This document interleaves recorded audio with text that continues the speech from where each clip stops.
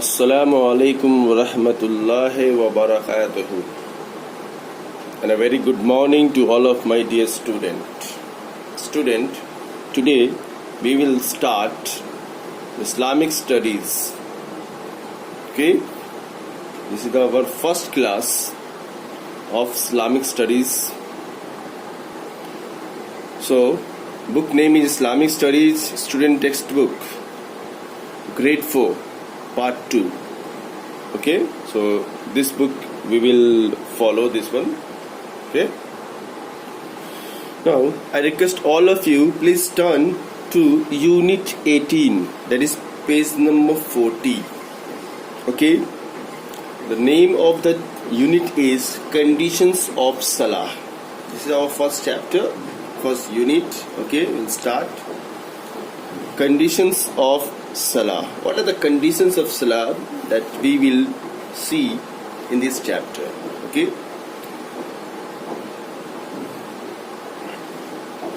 Salah is the important ibadah in our Islam. Okay. In this lesson is about the conditions of Salah.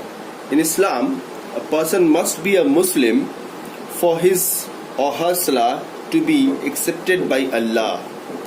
Allah Azza wa Jal, Prophet Muhammad Sallallahu Alaihi Wasallam said that Islam is built upon 5 pillars. We know the 5 pillars of Islam.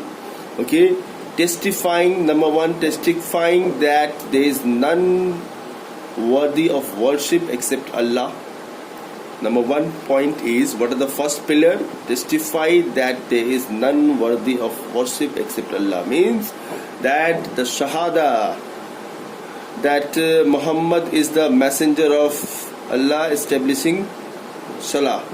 First pillar of Islam is Shahada, that La ilaha illallah Muhammadur Rasulullah. This is the first pillar of Islam, that we will accept with our tongue and with the action and with our words, that testify that there is none worthy of worship, no one is worthy of worship except Allah, and Muhammad, peace be upon him, is the messenger of Allah. This is the first pillar of Islam. Number 2, after the accepting or after the testifying the Shahada, the second pillar of Islam is Salah. Okay, Salah, that is in Urdu we will say namaz. Okay, Salah. Second pillar of Islam is Salah. And third is giving zakat to the needy. Okay, there is a 8 person we will give zakat to them. Okay, in Quran we will discuss later in the zakat chapter. Now the 4th pillar of Islam is Hajj, and 5th pillar of Islam is fasting Ramadan. This is the hadith, okay, that came in Bukhari and Muslim. Okay, so the first pillar, testifying that there is no worthy of worship except Allah, and Prophet Muhammad, peace be upon him, is the messenger of Allah. This is the first pillar. Second pillar is establishing a salah. This is the second pillar, the most important pillar. Okay, this hadith shows that a person must accept Islam before Allah, accept his prayer. Okay, mind it, all prayer belongs to Allah, every prayer. Okay, in Islam, if you are doing a prayer to anyone, that will be a shirk. Okay, now look at this. This is the first point. Now second is, so first we accept that Salah we have to practice Salah. This hadith shows that a person must accept Islam and must accept Islam before Allah and accept his prayers also. Number 2 is sanity, very important. Salah is the obligatory on every sane person. It is obligatory. It is not obligatory on one who's unaware of his or her action. It is obligatory for every sane person. Ibn Abbas narrated that Prophet Muhammad, peace be upon him, said, the 3% actions are not recorded. 3% means here in this hadith that 3% on 3% the salah is not obligatory minded. These are the 3% by said by Prophet Muhammad, peace be upon him. That what are the 3%? Number one, a person whose mind is deranged till he regains sanity and knows what he is doing. A person whose mind is deranged means the person who is unconscious, who's mad, crazy. Okay, a person whose mind is deranged, whose mind is not working properly. He is not a normal man. He's a crazy man or he's a mad man. Okay, his mind is not working properly. He doesn't understand what he is saying, what he is doing. So that man action are not recorded. Okay, so that man is the salah is not obligatory on that man. So whose mind is not working properly. Number two, a person who is asleep till waking up. A person who is asleep, okay, who is sleeping till waking up. Okay, the person who is sleeping, okay, what is doing or is missing something, but till waking up. Okay, look at this. A person who is sleeping is not the end. Okay, this line from here to here. The actions are not recorded. The actions are not recorded as sleeping.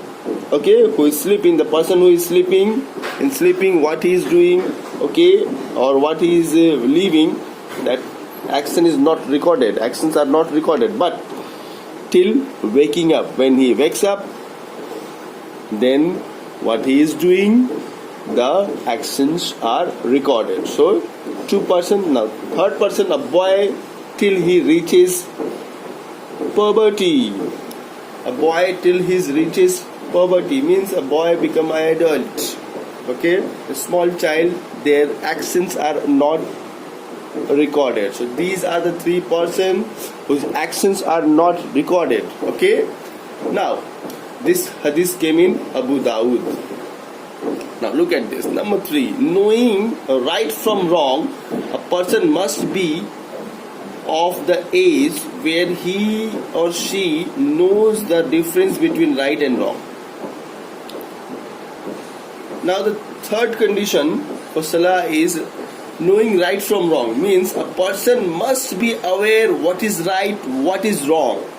A person must be aware, or a boy or a group of people, or an individual whose age or who is so mature that he knows that what is right and what is wrong. He takes decision, oh this is right, oh this is wrong.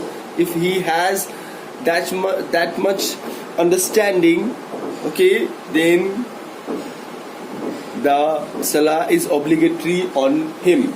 Okay, if a person or if a boy who doesn't know that what is wrong, what is right, what is wrong, what is right, and what is the difference between wrong and right, he doesn't know, then the salah is not obligatory on him. Okay, so this is the third condition. Number 4, being a state of purity, a bath from head to toe or wuju.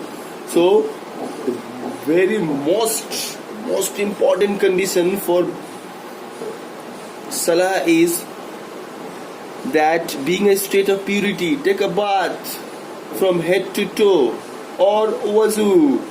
Okay, that is called the state of purity.